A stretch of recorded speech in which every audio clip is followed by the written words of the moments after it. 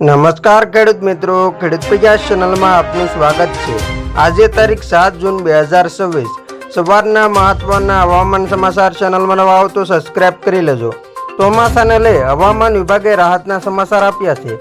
હવામાન વિભાગે સંકેત આપ્યા હતા કે ગુજરાતમાં 15 જૂને ચોમાસું બેસવાની સંભાવના છે। એક સાથે બે સિસ્ટમને કારણે રાજ્યમાં એક સપ્તાહ વરસાદ પડશે। આજે નવસારી, વલસાડ, ડાંગ, તાપીમાં વરસાદની આગાહી કરવામાં આવી છે। સુરત, ભાવનગર અને ગીર સોમનાથમાં વરસાદનું અનુમાન છે। દમણ અને દાદરાનગર હવેલીમાં પણ આજે વરસાદની આગાહી કરવામાં આવી છે। આજે અમદાવાદમાં તાપમાન 42 ડિગ્રી આસપાસ રહેવાનું અનુમાન છે। હવામાન વિભાગે રાજ્યમાં 10 જૂન સુધી વરસાદની આગાહી કરી છે। જમ્મુ કાશ્મીર, દક્ષિણ રાજસ્થાન અને પાકિસ્તાન પર સર્જાયેલા સાયક્લોનિક સર્ક્યુલેશનની અસરને કારણે હળવાથી મધ્યમ વરસાદની આગાહી કરવામાં આવી છે। સાથે જ મોટા ભાગના વિસ્તારોમાં 40 થી 50 કિલોમીટર પ્રતિ કલાકની ઝડપે પવન ફૂંકાવાની સાથે ગાજવી સાથે હળવાથી મધ્યમ વરસાદ પડી શકે છે। આજે સૌરાષ્ટ્રના ગીર સોમનાથ, અમરેલી અને ભાવનગરમાં પણ ગાજવી સાથે હળવો વરસાદ પડી શકે છે। તો મધ્ય ગુજરાતના પંચમહાલ, દાહોદ, વડોદરા, છોટાઉદેપુર જિલ્લામાં પણ વરસાદની આગાહી કરાઈ છે।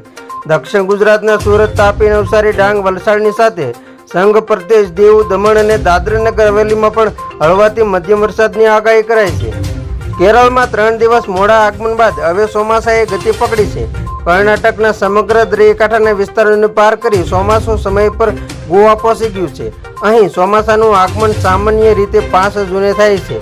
કેરળના દરિયાકાંઠાથી 35 કિલોમીટર દૂર સમુદ્રમાં ચોમાસું 12 દિવસ સુધી અટવાયું હતું। જોકે કેરળમાં પહોંચ્યાના પહેલા જ દિવસે તે 580 કિલોમીટરની દરિયાઈ સપાટી પર છવાઈ ગયું અને બીજા દિવસે કર્ણાટકની 350 કિલોમીટરની દરિયાઈ સપાટી પાર કરી તે ગોવા પહોંચ્યું અને 10 અને 11 જૂનની આસપાસ મુંબઈમાં ચોમાસાની એન્ટ્રી થઈ શકે છે।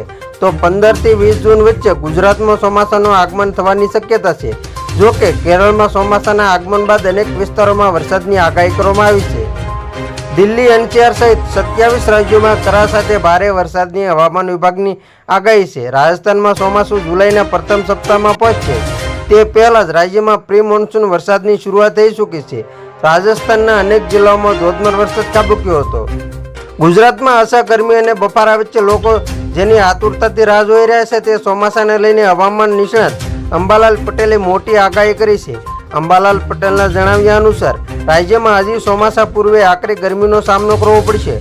પ્રી મોન્સૂન એક્ટિવિટીનો વરસાદ ન આવવાને કારણે આગામી દિવસોમાં તાપમાનનો પારો ઉચકાય છે। જોકે રાહતના સમાચાર એ છે કે જૂન મહિનામાં અંત સુધીમાં ગુજરાતમાં વિધિવત ચોમાસાની એન્ટ્રી થઈ જશે અને જુલાઈમાં મેઘરાજા ધમાકેદાર બેટિંગ કરશે।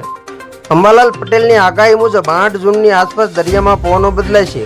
ઉત્તર ગુજરાત, મધ્ય ગુજરાત અને પૂર્વ ગુજરાતના ભાગોમાં તાપમાન 42 થી 43 ડિગ્રી સુધી પહોંચવાની સંભાવના છે, જ્યારે લઘુત્તમ તાપમાન 27 થી 30 ડિગ્રી રહેશે। આ ઉપરાંત દક્ષિણ ગુજરાતમાં તાપમાન 35 ડિગ્રી આસપાસ, જામનગરમાં 35 થી 36 ડિગ્રી અને દ્વારકા સહિતના દરિયાકાંઠાના વિસ્તારોમાં તાપમાન 33 ડિગ્રી આસપાસ રહેવાની શક્યતા છે।